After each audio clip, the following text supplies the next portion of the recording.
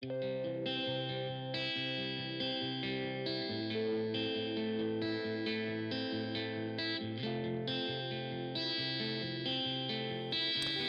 is a podcast by WellHouse Church, where we take a closer look and dig a little deeper into this week's sermon.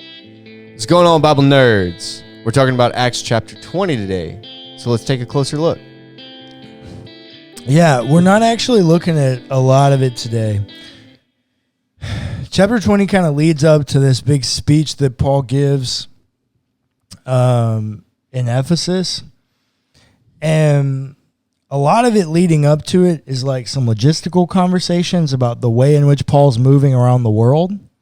Those are important things, but we're not going to look at them here. So this episode is probably going to be pretty short. Verses 1 through 6 and 13 through 16 are all pretty much the way in which Paul is moving around. There's some little tidbits of information, but it's people and places. Paul the Pilgrim. Where is this man on the move? Kind of thing. I took a class at Baylor under Dr. Todd Still on Paul, and the class was called Paul the Pilgrim. And it was broken up into 3 modules. The course was broken up into 3 modules. Paul, the people of Paul, like his co-workers, the people in which he did stuff with, the places that he went, like the cities he was in, and the prayers that he prayed. And it was a metaphor connected to the Pilgrim's Progress. It was money. That's how you should be thinking about these texts. It's kind of like Paul the Pilgrim. This guy's on the move. He's doing stuff. He's meeting people. He's going to different places. There's some valuable stuff in there if you want to read it. But for the average person, there's not a lot, and it's kind of boring. And so we're going to skip it. The thing that I do want to point out to you is you see a pretty significant change here in the book of Acts that you haven't really seen very many times before. And you start getting this word "we" used. So if you didn't know, "we" is the first person plural pronoun. Me and some people with me. Verse 6, but we sailed from Philippi after the 5 days of unleavened bread. And in 5 days, we joined them in Troas, where we stayed for 7 days. Verse 13, we went ahead to the ship and set sail for Assos. Verse 14, when he met us in Mytilene. Verse 15, we sailed from there. It's this language in the way in which it picks up, where it picks up in the story, and the timeline that we know from all the other documents that we have. This is how we come up with Luke as the author. Yeah. Because we understand that Luke was traveling with these people. We know that. And then we compare it to the Gospel of Luke, which we have. And this is how we come up with it. It's these kinds of tells in the narrative. You know, because everybody's like, well, how do we know so-and-so wrote so-and-so? It's like, well, this is one of the ways we're pretty confident that Luke wrote Acts. So, the text that I actually want us to look at is verses 7 through 12. It's not a lot of text. On the first day of the week, when we met to break bread. What day is that, Clayton?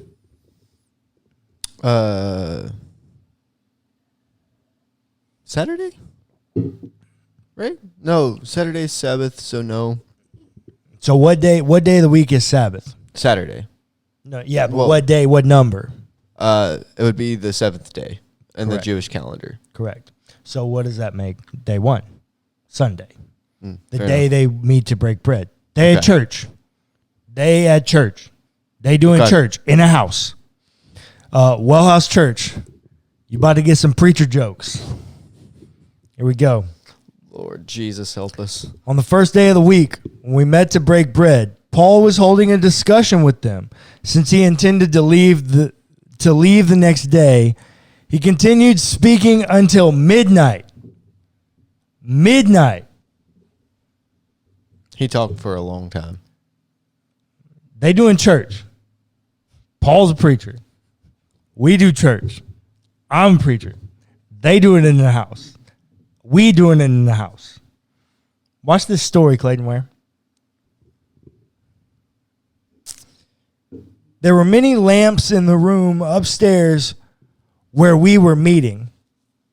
A young man named Eutychus, who was sitting in the window, began to sink off into a deep sleep while Paul talked still longer. Overcome by sleep, he fell to the ground 3 floors below and was picked up dead.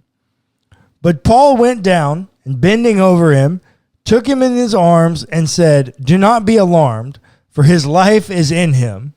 Then Paul went upstairs, and after he'd broken bread and eaten, he continued to converse with them until dawn.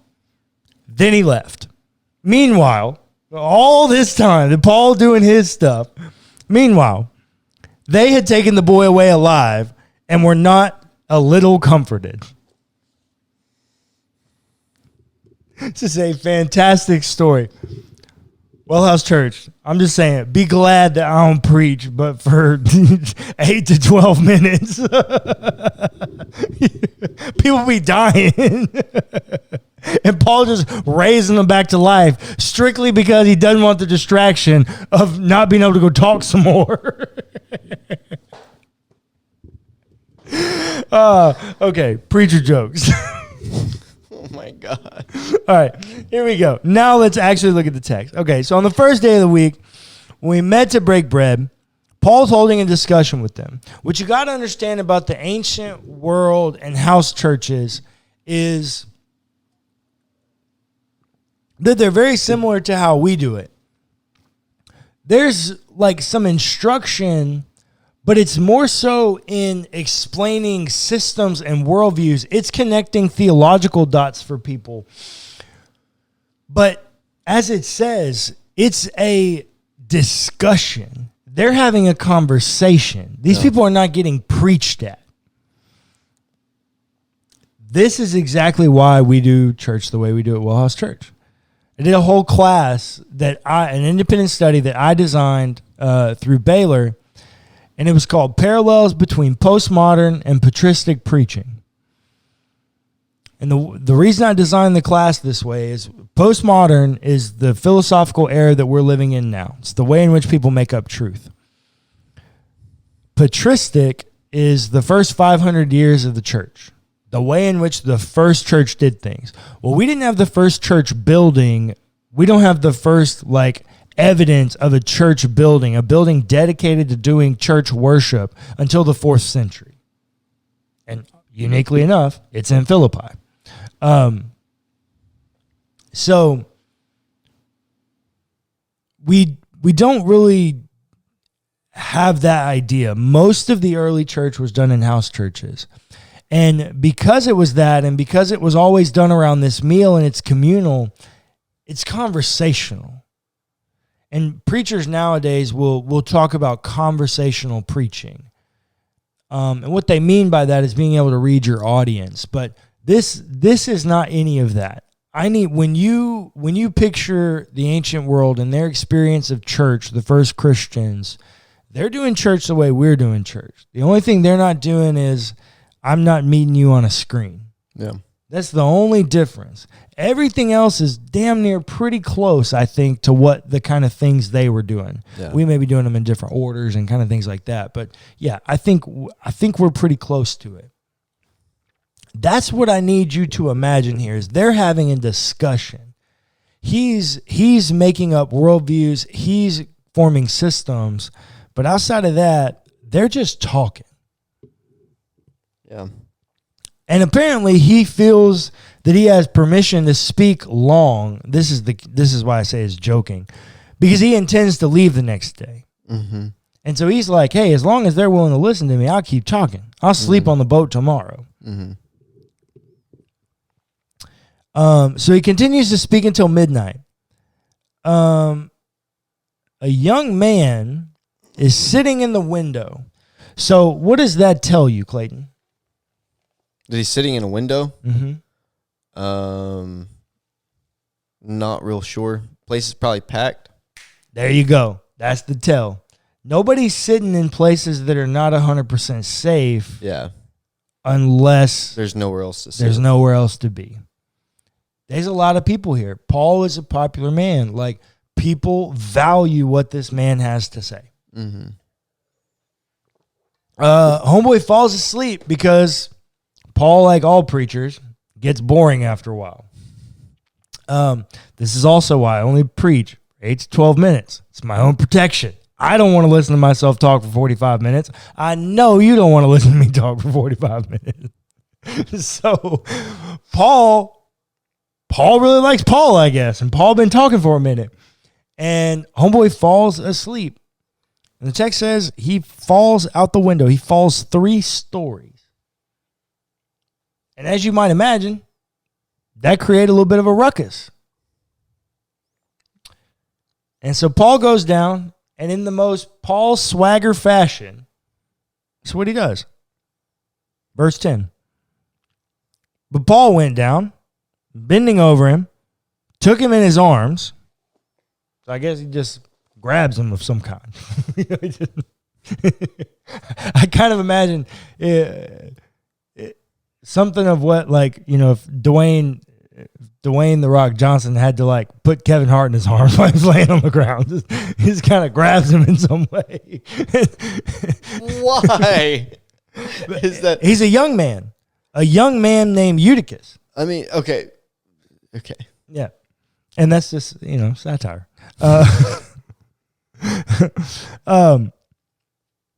And he said, "Do not be alarmed, for his life is in him."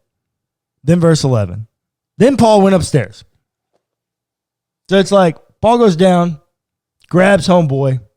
It's like, I don't know, 6th sense, you know, puts his chest down and goes, "Nah, he's alive. Yeah. Let's go back upstairs." He'd be all right. And Luke tells the story that way. Yeah. Because you don't get the makeup of what happened to the boy until the end. Verse 12. Meanwhile, they'd taken the boy away alive and were not a little comforted. What you got to understand about the not a little comforted is it's like, it's just another way of speech that sounds foreign to us because we don't run in those circles. But if you've ever spoken to somebody in the military and you ask them what someone's chance of survival is, Clayton, if I said, "How's somebody doing?" Like if somebody's on their life or death, and I say, "How they doing?" What are you going to say? Not well. They're not well, or she's not going to make it, something like that. You give some kind of affirmation like, "Hey, she's probably going to die." The military and a few others, because they deal with it so much, they dissociate from it. Correct. And so how do they say it? They're not likely. Anytime you ask somebody that's a military veteran about someone's status with life or death, if they are possibly going to die, if they did any time in combat, their answer will be not likely. This is also true with some like SWAT people and, you know, just other people that have been around lots of death. This is a common training to dissociate them. You're seeing the same kind of things here in the ancient world. Death is everywhere in the ancient world. I mean, people are dying all the time. We don't have modern medicine, all these kind of things. So in the same way that you have ways of saying like non-affirmative affirmations, this is it. They were not a little comforted. It means they were a lot comforted. Not just a little, a lot. But there's no way to like, it's just not really a way to do that. In Greek either, like grammatically, that's kind of hard to do. And this exists in the ancient world, so you can do it this way. So that's that part. Meanwhile, they'd taken the boy away alive, and they feel real comforted. Okay. But I also think what this means, they feel joy. Well, okay, let me say this. When I read scholars on this, they were split. I think it's a little bit of both. I think they feel joy that the boy's alive. Right. And I think you could read this as they're not a little comforted, they're a lot comforted. Okay. There's also a way where you read this, and the cynic in me is trying not to read it this way, but it does feel like an appropriate reading based on the way the story is told, is meanwhile they'd taken the boy away alive and were not a little comforted, meaning that very few people went with them. Because the story is about Paul. Paul goes back up, verse 11. Then Paul went upstairs, and after he'd broken bread and eaten. So Paul been up there, eating and preaching. Boy falls asleep, falls down and dies. Paul goes down, says he's going to be all right. Goes back up, eats and preaches some more.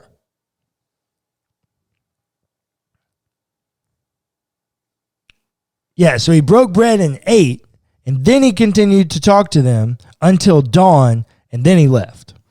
So once again, the boy dies. The climax of the story is the boy dies. And instead of the storyline continuing to follow the boy, it continues to follow Paul. Right. The story is about Paul. Right. And so you very easily could read this is that these people were not comforted. Right. I think that's a very broken and cynical view of it. However, Luke does tell the story that way. And I want to acknowledge that. I think the way you should be reading this is that it's an affirmative, like it's a negative affirmation. It's like they were more than a little comforted. Right. Okay. But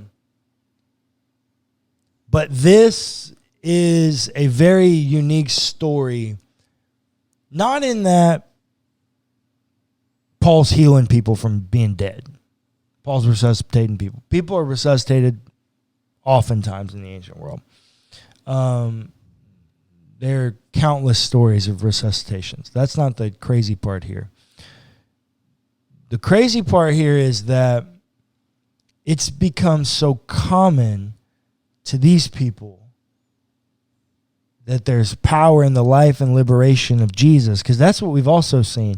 We see that really only the Christians can resuscitate people. Yeah. There's very few other people that can resuscitate people. That's why the message of life is so meaningful and impactful. So it's so common to experience life around these people that they're willing to overlook the miracle in order to have the conversation. Right. We're at a place where we can't even see the miracle because we're unwilling to have the conversation. See the connection? Yeah. We as a people are at a place where it's impossible for us to turn our back on a miracle because we don't ever look for them. We don't ever see them. And when we do, we dismiss them away. The other part is the miracle happened because the conversation began. Right. If the conversation doesn't begin, the miracle can't happen. What's a miracle, Clayton? A miracle in today's world, if you ask me what's a miracle is a single mom getting a job. Yeah. That's a miracle. A miracle is a homeless man getting a house. How do those miracles happen? When we start having conversations. I heard my friend Josh Hilburn say, I'm tired of sitting idly by praying for God to do things that God so clearly instructed the church to do. I'm tired of praying for a miracle that God clearly told us to be. That.